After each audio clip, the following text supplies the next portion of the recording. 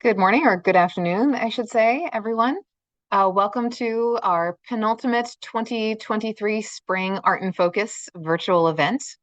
We have one more coming up on June 1st that will likewise be live streamed at 12 noon after happening in person at 11 a.m. here in the Bellarmine Hall Galleries. If for any reason this is your first time tuning into one of these, welcome. My name is Dr. Michelle DeMarzo. I'm the Curator of Education and Academic Engagement at the Fairfield University Art Museum. And the topic of our discussion today is an artwork that is currently on view in our galleries. And we are so excited that the exhibition that's on right now through July 15th, if you're in the area and want to visit, is giving us a chance to highlight what has been very quickly a fan favorite of the museum staff, this painting by Ethel Fisher. The show is called In Their Elements, Women Artists Across Media. And I'll just note that it is unusual for having been the first show in our museum's 13-year history to have been fully curated by an undergraduate student. Her name is Phoebe Charpentier. She's graduating from Fairfield in just a couple of weeks. So she has been working with the museum staff for the past year and a half as an intern. She wanted to curate her own exhibition. We decided to give her that opportunity. And the theme that she chose was looking at women artists in our collection. So we are delighted that more than 40 artworks are on view, almost all from our museum's own collection, with 7 artworks kindly on loan to us from the Westport Public Art Collections.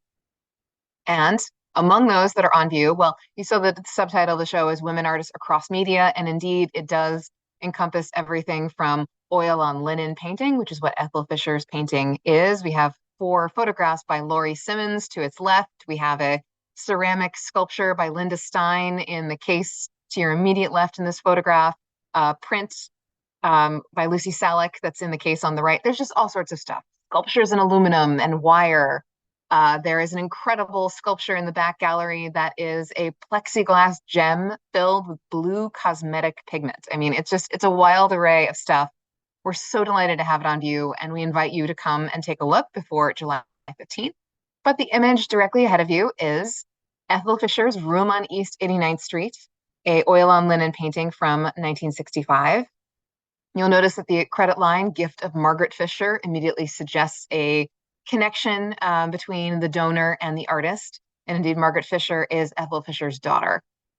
As always, when we do these virtual art and focus events, I'm coming off having done it in person down the hall in the gallery, where a few of us were seated on our small stools in front of the art object. And every time I am just gifted with the perspectives of our museum visitors. And this time was no exception, because it just so happened that we had several ladies in the audience who were living in New York City, one of them on East 80th Street in the 1960s, and so had a lot to say about the kind of environment that Ethel Fisher was living and working in this, as they pointed out, rather tumultuous period in New York's history. But it is a painting that is beautiful to look at on immediate view, and I think that's what captured our attention in the first time that we saw it, and I'll come back to how and where we saw this picture in a few moments. The color is what really grabbed me. I mean, I love that bold yellow. I love the cobalt blue of the floorboards, but it has certainly proved to be a painting. The more you look at it, the more you notice.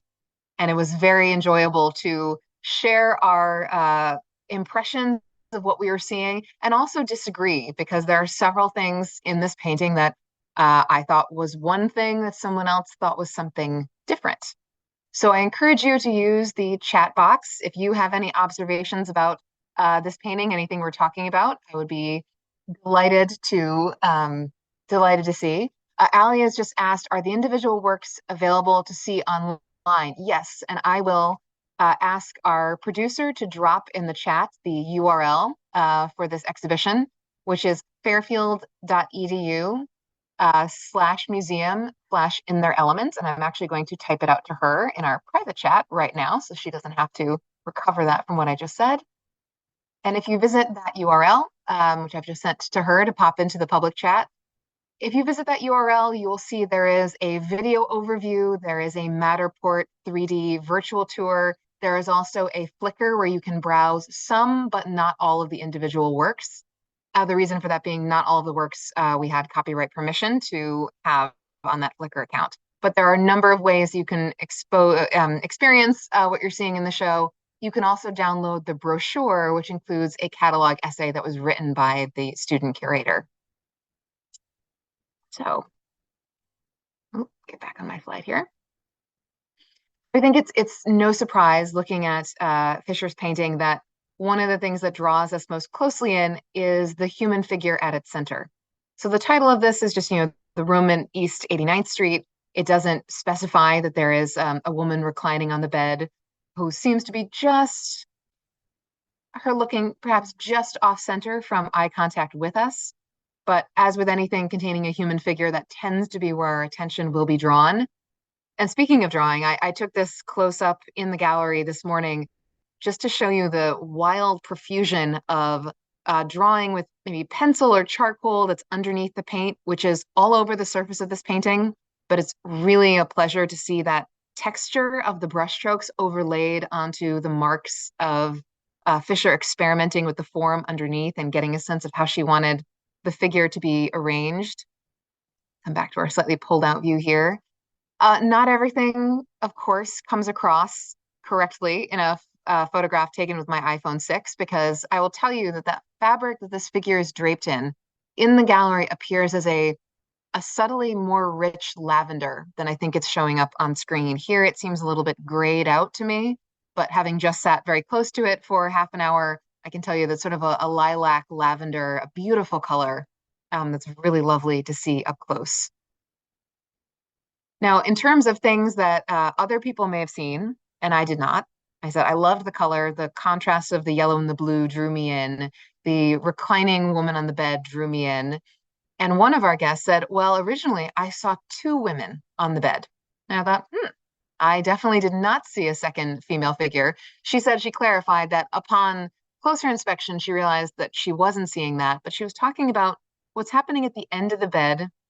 You see some sort of curvilinear form falling off the edge of the bed, and she perceived that as the face of a woman with her face upturned. You can see some black marks that look like they could be the features of a nose and of an eye. And she said she thought she saw blonde hair cascading off the edge of the bed.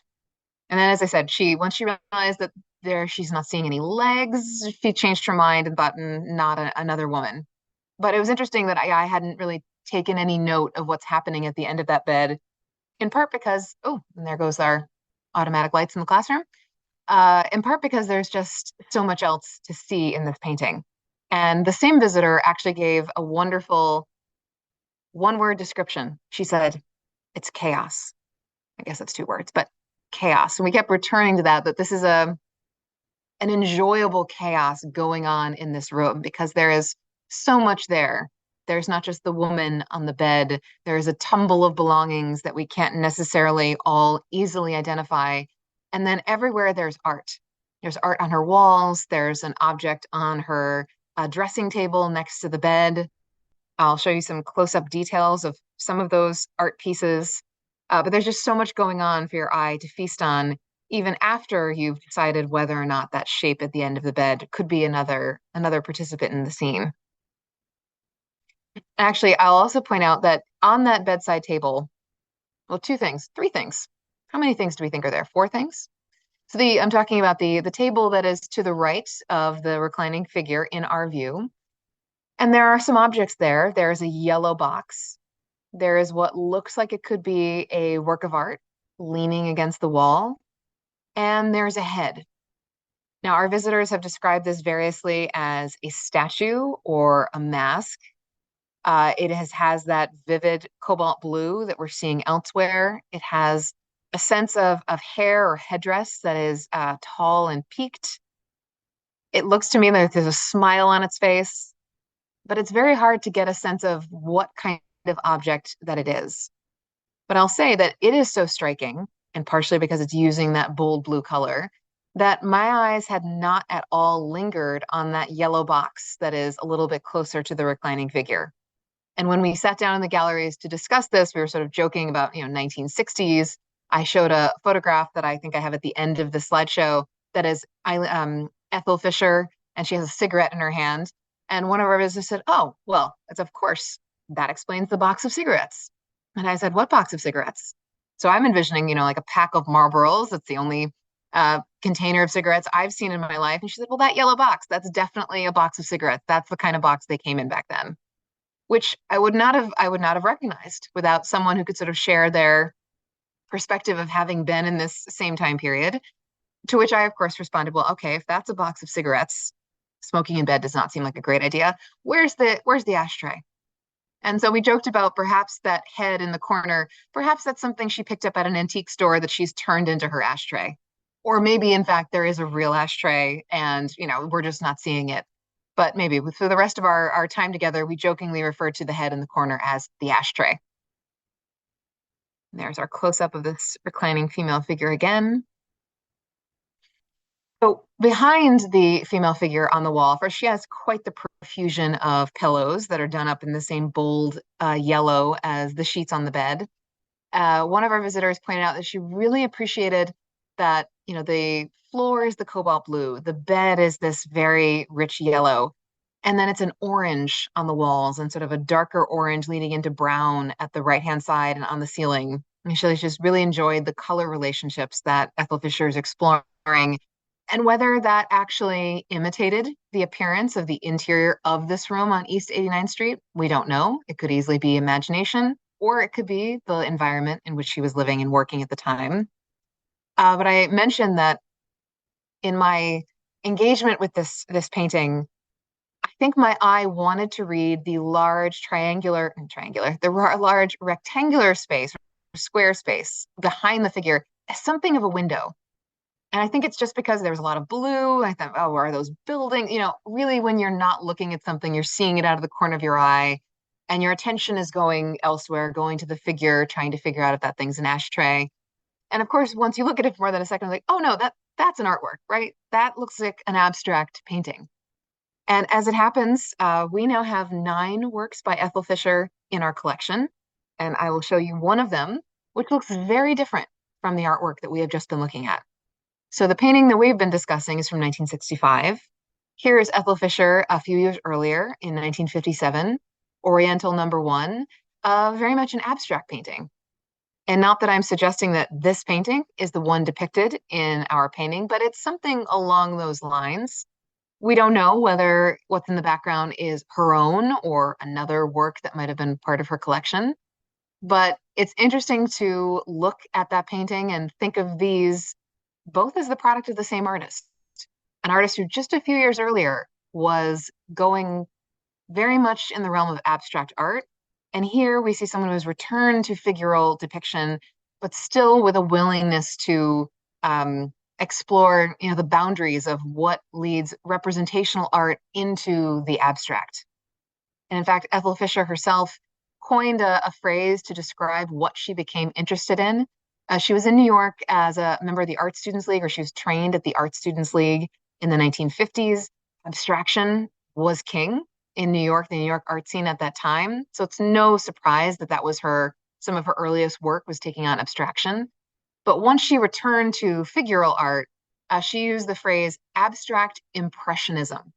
So riffing on abstract expressionism, which is the well-known artistic style, the sort of umbrella that covers artists working in many highly characteristic personal styles.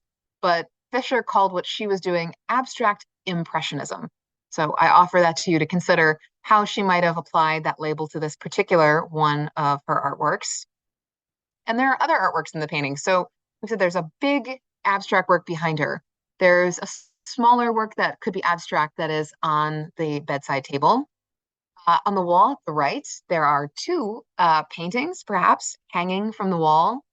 We have 1 vase of flowers. And then on top, we were having a nice little discussion about the subject of what that painting is, which I know there's a slight delay. So I'm going to talk about something else for a second to invite anyone who wants to guess what is the subject, just the generic subject of the painting that is on screen at the left. Because one of our visitors said, well, I don't think it's anything. And I said, oh, no. Oh, that was something I was like, I know what that is. Let's see. Well, Jane has kindly chimed in to give us something else to discuss for a moment. Does anyone think that the white drape next to the cigarette box and mask appears to be a curtain partially covering a window? Oh, let me go back for a second, give people a chance to think about, oops, what's on the wall there. Jane, I would absolutely agree that that is a curtain and a tree or a plant just visible out the window next to the bed. And in fact, noticing that when I was really looking deeply at the painting, of course, made me realize, yes, the thing behind the bed in no way could be a window. Because in fact, the artist has quite clearly shown you where the window is, shown you the curtain that's covering it, and given you just a brief sense of the world outside this room. And in fact, one of our visitors, this is what got us started talking, beyond talking about cigarettes, about New York in the 1960s, because this woman who had lived on East 80th Street said, how did she get a tree outside her window on East 89th Street? Well, first of all, I mean, I don't know. I don't know what building she's living in. I don't know if there's a tree growing there. I mean, for all we know, that could be her balcony or her fire escape, and that's just a potted plant that's taking on the appearance of a tree. But regardless, we are getting a little bit of a sense of the curtain peeled back from that outdoor window.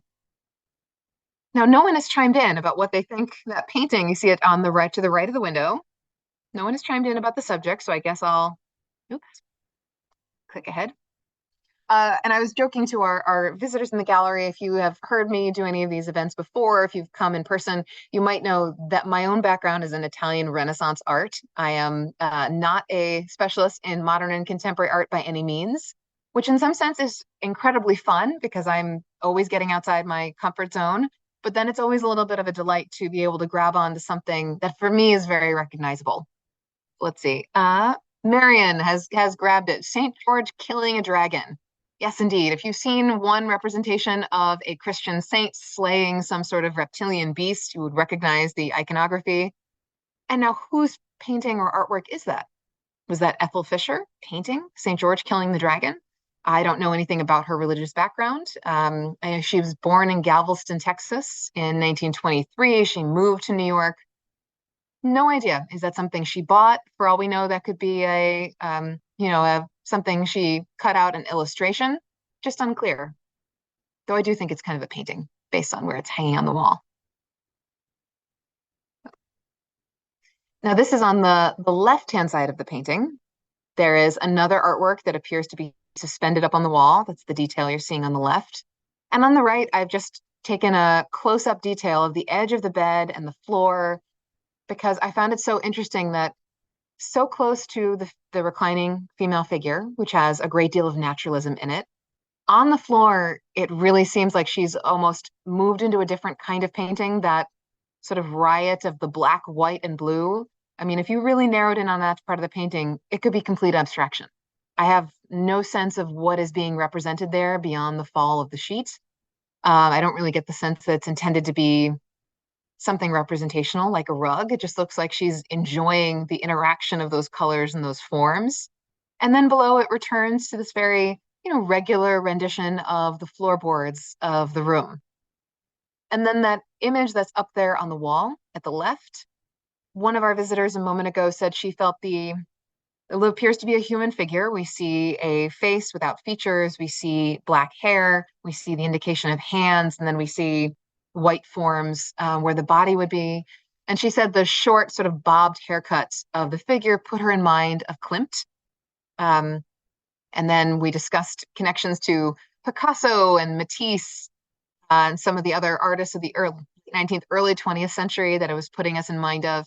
But nothing is given as a quotation, right? Even George killing the dragon. It's not, oh, I recognize the copy of this artist's famous rendition. They're just these impressions, to go back to the word that she used, abstract impressionism. Jane comments that the white woman on the left reminds me of Sargent's painting of Isabella Gardner when she was ill. Oh, that's a great one. So we have John Singer Sargent on one side and Picasso. I think it was Picasso's Matador was one of the suggestions from the audience, and also Klimt. So leaving a lot of fertile ground for connection in that figure on the left. And then just giving us back the full scene. Again, just thinking about everything that has been included in this artwork, the artworks themselves, and the general chaos of this room. I know I used that word before. And actually one of the objects that I don't have a close-up of, but we did discuss, is on the left-hand table next to the bed. We see that there's a lamp that appears to be a small plant behind the lamp. There's another yellow box. And then there's this black object that is closest. It's sort of hanging off the edge of the table a little bit. And I said to the group that I had interpreted that shape as an old-fashioned iron of the kind that needs to be heated directly.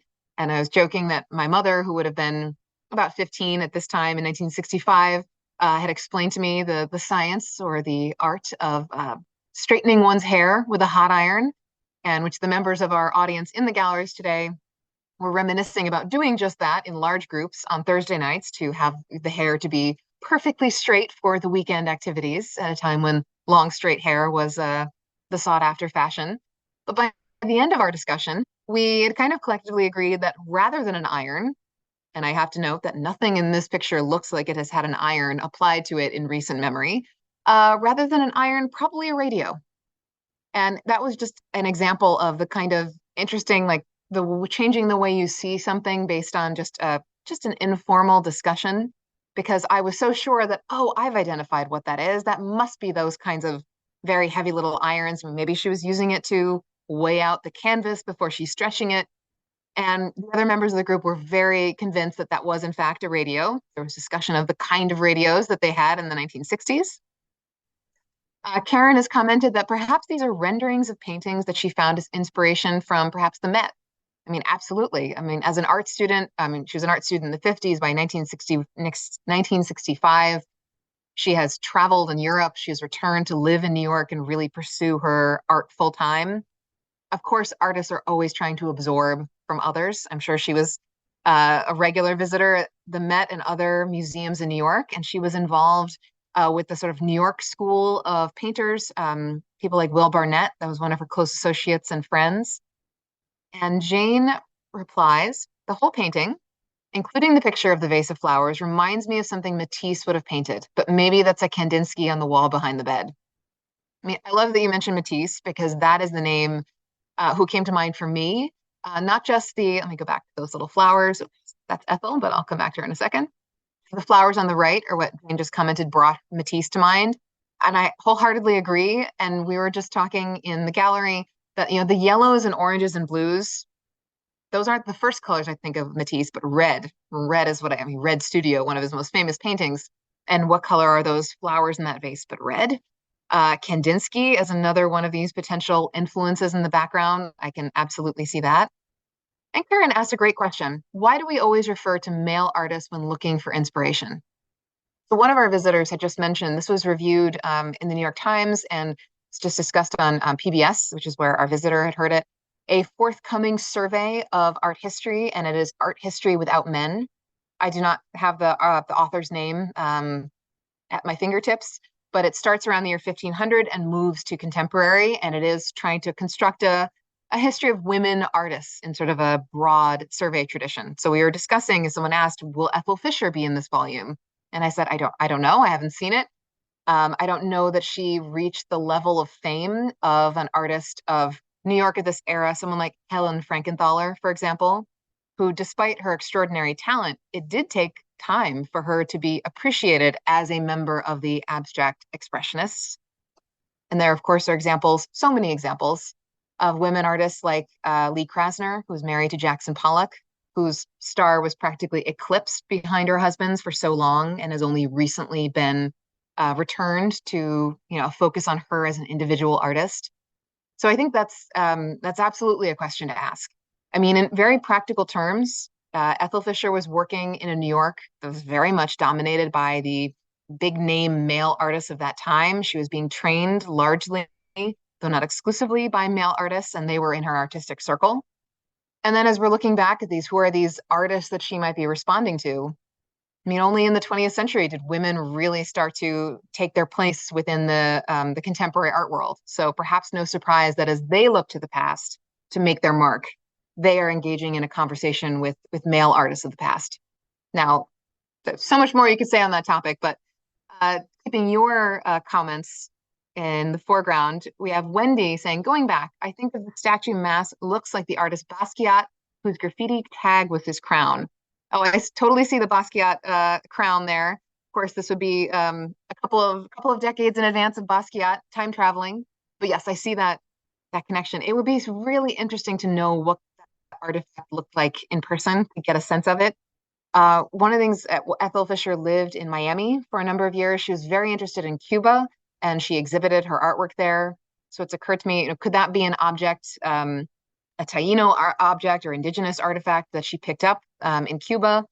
That's unclear. I don't know anything more about that. And I have not seen any photographs of her studio. Her papers are at the Archives of American Art at the Smithsonian. So perhaps there are some photographs that future research could give us a little bit of a sense.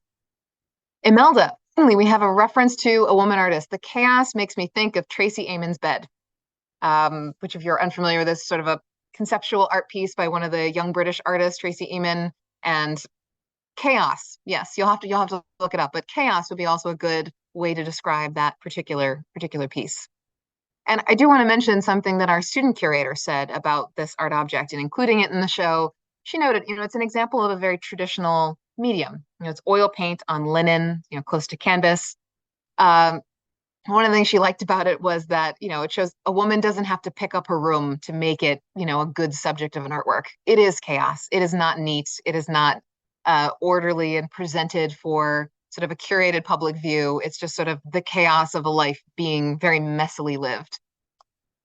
Oh, someone has dropped into the chat. We have Katie Hessel, The Story of Art Without Men. So those of you who are interested can take a look at that book. And I think that was reviewed also in the New York Times just in the past couple of days. Karen comments, Helen Frankenthaler and Elaine de Kooning were painting non-abstract paintings earlier. I can't help there would have been a group of women artists in this time in New York City who knew each other and support. That's a great question. What were the relationships like among women artists in New York at this time? As I said, I'm not an art historian that focuses on that time period, so I don't have an answer, but I agree that is a great question. Were women supporting, having sort of mutual aid networks as they tried to navigate this very heavily male-dominated art space?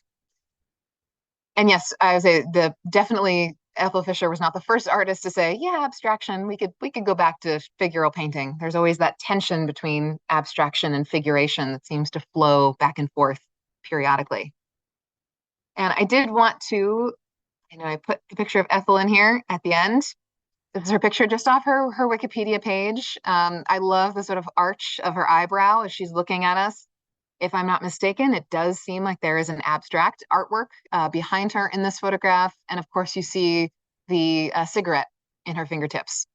And, when I saw this photograph on the Wikipedia page, it made me think, actually, I know we've said calling back to male artists, but the famous photo shoot in Time magazine or Life magazine of Pollock, and he's got the cigarette. He was the bad boy of American art. Well, here's a woman artist in 1950s being photographed in her studio, presumably, and she's got her cigarette.